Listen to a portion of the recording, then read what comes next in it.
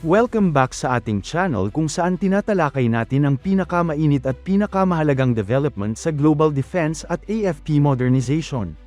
Sa gitna ng tumitinding tensyon sa Middle East, isang pangyayari ang muling nagpaalala kung gaano kalakas ang modernong warfare technology ng United States. Sa ilalim ng mga operasyong tinatawag na Operation Epic Fury at Operation Roaring Lion, iniulat na ginamit ng US ang isa sa pinaka-nakakatakot na nuclear weapon sa buong mundo, ang GBU-43B Massive Ordnance Air Blast, na mas kilala sa pangalan na MOAB o Mother of All Bombs. Ito ang ikalawang pagkakataon sa kasaysayan na ginamit ang sandatang ito sa isang aktwal na combat operation. Ang unang beses ay noong April 13, 2017, nang gamitin ito ng United States laban sa ISIS Tunnel Complex sa Nangarhar Province sa Afghanistan. Ngunit ngayon, halos 2 dekada matapos itong unang gamitin, muling nag-ingay ang pangalan ng MOAB matapos itong ihulog sa isang Iranian ballistic missile production facility. At ayon sa mga ulat, hindi lang ito simpleng bombing operation. Ito ay bahagi ng mas malawak na kampanya upang sirain ang missile production capability ng Iran. Para maintindihan kung gaano kalaki ang epekto nito, kailangan muna nating kilalanin kung gaano kalakas ang sandatang ito. Ang GBU-43 BMOAB ay may kabuuang timbang na humigit kumulang 21,600 pounds, o halos 9,800 kilograms. Sa loob nito ay may 18,700 pounds ng composition H6 explosive, isang napakalakas na high-energy explosive compound. Ang blast yield nito ay tinatayang katumbas ng 11 tons ng TNT.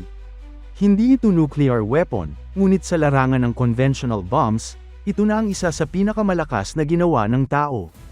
Kapag sumabog ang MOAB, maaari nitong maapektuhan ang isang lugar na may blast radius na halos 1 mile sa bawat direksyon. Ibig sabihin, sa loob ng isang napakalawak na lugar, kayang sirain ng shockwave nito ang mga gusali, pasilidad, kagamitan, at kahit mga underground structures na hindi sapat ang lalim. Hindi ito simpleng bomb na ginagamit sa pangkaraniwang airstrike. Sa katunayan, napakabihira nitong gamitin dahil kadalasan ay reserved lamang ito para sa mga target na itinuturing na extremely high value o extremely hardened. Ang MOAB ay karaniwang dinadala ng MC-130 Combat Talon, isang special operations aircraft na kayang mag-deploy ng malalaking ordnance sa pamamagitan ng cargo bay drop system. Hindi ito ibinabagsak tulad ng karaniwang bomb mula sa fighter jet. Sa halip, ito ay inilalabas mula sa likod ng eroplano gamit ang parachute system bago ito mag-glide pababa patungo sa target area. Kapag tumama na ito sa target zone, ang resulta ay isang napakalakas na air blast explosion na kayang mag-level ng malawak na lugar. Ngunit ang mas malaking tanong ngayon ay hindi lamang kung gaano kalakas ang bomba. Ang mas mahalagang tanong ay, ano ba talaga ang tinamaan ng strike na ito? Ayon sa mga impormasyon na lumabas sa defense circles, ang target umano ng MOAB strike ay isang Iranian ballistic missile production facility. Ang pasilidad na ito ay sinasabing may kakayahang gumawa ng humigit kumulang 200 ballistic missiles bawat buwan. At ayon pa sa ilang ulat, may plano itong palakihin ang production capacity nito upang umabot sa 500 missiles kada buwan. Kung susuriin ang mga numerong ito, makikita kung bakit itinuturing itong napakalaking strategic threat. Kung ang isang pasilidad ay kayang gumawa ng 200 missiles bawat buwan, sa loob lamang ng 3 taon, maaari itong makagawa ng mahigit 7,200 ballistic missiles. Kung sakaling maabot ang target production capacity na 500 missiles kada buwan, maaari itong umabot sa 18,000 missiles sa loob ng 3 taon. Para sa perspektibo, noong Operation True Promise 2 noong October 2024, tinatayang nasa 200 ballistic missiles ang inilunsad ng Iran sa isang malaking attack wave. Ibig sabihin, kung tuloy-tuloy ang produksyon ng naturang factory, maaaring magkaroon ng Iran ng sapat na missile arsenal upang magsagawa ng 12 dosenang malalaking attacks na katulad ng scale ng nasabing operasyon. Dahil dito, itinuturing ng ilang defense analysts na ang missile production infrastructure ng Iran ay isa sa pinakamahalagang bahagi ng kanilang military deterrence strategy. Ang ballistic missile program ng Iran ay matagal ng sentro ng kanilang military doctrine, lalo na sa harap ng kanilang limitadong air force kumpara sa Western powers. Sa halip na umasa sa advanced fighter aircraft, mas pinili ng Iran na mag-invest sa long-range missiles, precision strike systems, at asymmetric warfare capabilities. Sa pamamagitan ng mga missile na ito, kaya nilang mag-target ng mga military bases, infrastructure, at strategic locations sa loob ng Middle East. Kabilang sa mga posibleng target ng ganitong missile systems ang mga base ng United States sa rehiyon, pati na rin ang mga strategic sites sa Israel. Kaya naman kung totoo ngang nawasak ang isang malaking missile production facility, malaking dagok ito sa kakayahan ng Iran na mag-produce ng bagong missile arsenal sa mga susunod na taon. Ayon sa ilang ulat, kasabay ng MOAB strike ay may iba pang operasyon na isinagawa ng United States gamit ang mga stealth bombers. May mga indikasyon na ang B-2 Spirit stealth bomber ay ginamit din upang atakihin ang mga deeply buried missile facilities sa loob ng Iran. Ang B-2 ay kilala sa kakayahan nitong makalusot sa mga advanced air defense systems at mag-deliver ng precision strikes laban sa high-value targets.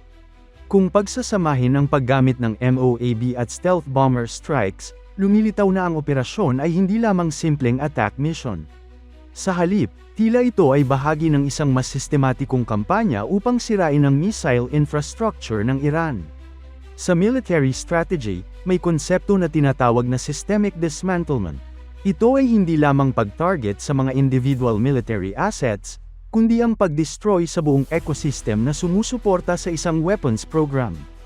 Kasama dito ang mga production facilities, storage depots, research centers, supply chains, at launch infrastructure.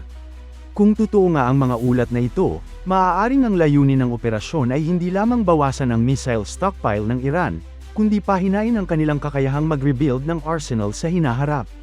Ngunit may isa pang mahalagang aspeto ng paggamit ng MOAB. Ang paggamit ng ganitong kalakas na bomba ay may psychological at strategic messaging component. Sa larangan ng geopolitics, ang pagpapakita ng overwhelming military capability ay isang paraan upang magpadala ng mensahe sa mga kalaban at sa international community. Ang simpleng paggamit ng MOAB ay maaaring magsilbing signal na ang United States ay handang gumamit ng matinding conventional firepower kung kinakailangan. Gayunpaman, mahalagang tandaan na ang impormasyon tungkol sa mga ganitong operasyon ay kadalasang nagmumula sa iba't ibang sources at maaaring magbago habang lumalabas ang mas malinaw na detalye. Ang mga ulat tungkol sa eksaktong target, damage assessment, at operational details ay kadalasang classified o limitado ang disclosure. Sa ganitong sitwasyon, ang mga analyst at observers ay umaasa sa satellite imagery, intelligence leaks, at official statements upang unti-unting mabuo ang buong larawan ng nangyari. Anuman ang eksaktong detalye ng strike na ito, isang bagay ang malinaw. Ang paggamit ng MOAB ay isang napakabihirang pangyayari sa modern warfare.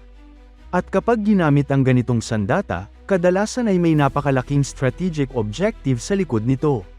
Habang nagpapatuloy ang tensyon sa pagitan ng Iran, Israel, at ng United States, posibleng magkaroon pa ng mga karagdagang development sa mga susunod na araw o linggo.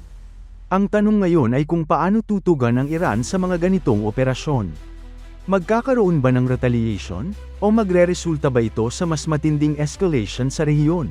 Sa kasaysayan ng geopolitics, ang bawat malaking military strike ay may kaakibat na chain reaction ng mga political at military responses. Kaya ang nangyaring ito ay maaaring hindi lamang isang isolated event, kundi bahagi ng mas malaking strategic contest na patuloy na hinuhubog ang balanse ng kapangyarihan sa Middle East.